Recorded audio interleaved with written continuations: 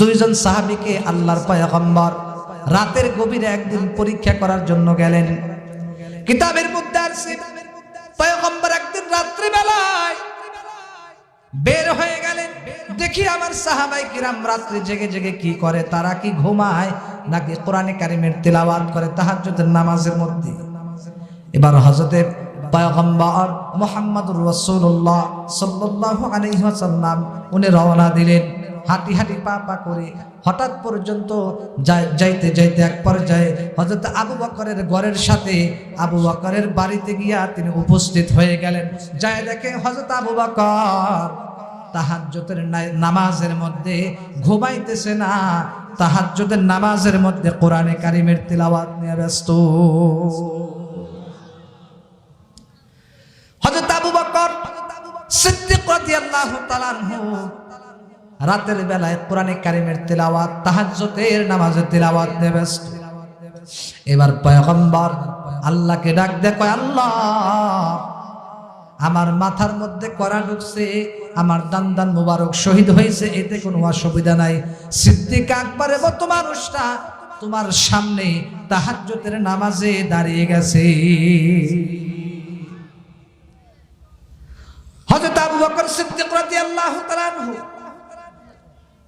হযরত আবু বকরের কোরআনে কারিমের তিলাওয়াত ওখান থেকে শুনিয়া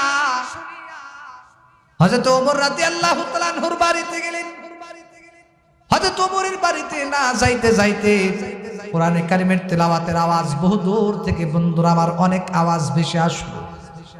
হযরত পয়গম্বরের কোরআনে কারিমের তিলাওয়াত হযরত ওমরের তিলাওয়াত বহুক্ষণ পর্যন্ত শ্রবণ করলেন। ফজরের আজান হয়ে গেল। আজান হওয়ার পরে পয়গম্বর ফজরের নামাজ পড়াইলেন। নামাজের পরে এবার পয়গম্বর আবু বকর আর ওমরকে ডাক দিয়ে বললেন, আবু বকর ওমর নামাজের পরে তোমরা দুইজন বসো, তোমাদের সাথে আমার একটু কথা আছে। সুবহানাল্লাহ। এবার আবু বকর উসমান, আবু বকর আর হযরত ওমর থরথর করে কাঁপতেছে। এবার আল্লাহর পয়গম্বর ডাক দিয়ে বলতেছে, আবু বকর আর ওমর গতকাল রাতে কিন্তু তোমাদের বাসায় আমি বেড়াইতে গিয়েছিলাম। কি বলতেছে? ওগো আবু বকর, গতকাল রাত্রে তোমার বাসায়, ওমর তোমার বাসায় আমি কিন্তু বেড়াইতে গিয়েছিলাম। এই কথা বলতে দেরি হযরত আবু বকর আর হযরত ওমর কাঁপতে কাঁপতে দাঁড়িয়ে গেছে। ডাক দিয়ে বলতেছে, পয়গম্বর না জানি কোন মুহূর্তে আপনি বেড়াইতে গেছেন, না জানি আমাদের দ্বারা কোনো বেয়াদবি হয়ে গেছে নাকি। সাহাবায়ে কিরাম নেকামল বেশি বেশি করে করতেন। সাহাবায়ে কিরাম তারা নেকামল নিয়ে প্রতিযোগিতা করতেন। জুমার দিন যখন আসতো সবার আগে আগে মসজিদে যাইতো। সুবহানাল্লাহ। আর আজকে আমাদের সমাজে সবার পরে মসজিদে যায়, ঠিক কিনা কোন? যায় সবার পরে, বের হয় সবার আগে, ঠিক কিনা কোন? আবার বলে ধৈর্যশীল মুসল্লি। এমন ধৈর্যশীল মুসল্লি বাড়িতে যায়া দেখে দুইজনের দুই জুতা। সুবহানাল্লাহ। মনে হয় বেশি বলে ফেললে। এমন জোরে জোর দিছে, বাড়িতে গিয়া যায় দেখে আহারে দুই পায়ে দুইজনের দুই জুতা। মারহাবা মারহাবা। এবার তাকে দেখাই রে দুই পায়ে দুই জুতা, মানে এমন জোরে দৌড় দিছে জুতাটাও খেয়াল করে নাই। যা দেখে দুইজনের দুই জুতা। নাউজুবিল্লাহ। জুমার দিন যখন আসে, এক জুমা যায় আর এক জুমায় টুপি খুঁজে পায় না। স্ত্রীকে বলে, এই আমার টুপি কই? আছে না নাই? ধৈর্য টাটকা ধৈর্যশীল মুসল্লি। ওরে বাবা, আবার ইমামের সমালোচনা করে 2-1 মিনিট যদি বেশি হয়, ঠিক কিনা কন? এত চার হোস্টেলে বিভিন্ন জায়গায় কত সময় যায়, তখন সমস্যা নেই। কই চালাও 100 ভাগে চালাও, সমস্যা নেই। আল্লাহ হেফাজত করুক। জোরে কোন আমি। আরে শীতের দিন আইছে, হাই রে ভাই বিড়ি টানে মানুষ, ঠিক কিনা কন? বিড়ি টানতে টানতে মানে একটার পর একটা দাঁড়ায়, একটার পরে আর একটা দাঁড়ায়, আসেই ধারাবাহিক ভাবে, ঠিক কিনা কন? আমি একদিন মাহফিল শেষ করে বাসায় ঢুকতেছি, ওই 3 রাস্তার মোড়ে এক দারোয়ান, ও সারা রাত পাহারা দেয়। কি দেয়? সারা রাত পাহারা দেয়, সজাগ থাকে। তো আমি দেখি ও খালি দুমালে খালি বিড়ি টানতেছে, জোরে জোরে টানতেছে। দুমা মনে করেন ওই যে নদী পথে নৌকা চালায় না আপনারা, মেশিন মাঝে মাঝে এত জোরে চালায় কালো দুমা বের হয়, ঠিক কিনা কন? কালো দুমা বের হয় না, জোরে চালায়। তো আমি দেখি উনি খালি বিড়ি খালি কালো দুমা মারতেছে। আমি কই এই একটু আস্তে টানো। আমার ডাক দেখি কয় জানেন, কই হুজুর জোরে টানলেই দুমা বের হয় না, আবার আস্তে টানো। শীতের ভিতরে জোরে টানলেই দুমা বের হয় না, আবার আস্তে টানবো। আমি বললাম বিড়ি তো টানতাছ, এই টানে যদি তোর মরণ না হয়। এখানে বিড়ি কারা কারা খান? হাত তোলেন তো দেখি। এই হাত তোলেন না, খবর না। একজনে কইছে কি ঘুষ খান কারা কারা? হাত তোলেন তো। এইটা বললে বিপদ না। একজনে কইছে আর কি, আল্লাহ হেফাজত করুক। জোরে কোন আমি যাক, বিড়ি খাওয়া বাদ দিয়ে দিন। এত লেখা রে ভাই, লেখা আছে ধূমপান স্বাস্থ্যের ক্ষতিকার, এরপর বেশি করে খান। আল্লাহ বাঁচাইছে যদি লিখে দিত ধূমপান স্বাস্থ্যের খুব উপকার, তাহলে যে কি পরিমাণে খাইতো আল্লাহ জানে, ঠিক কিনা?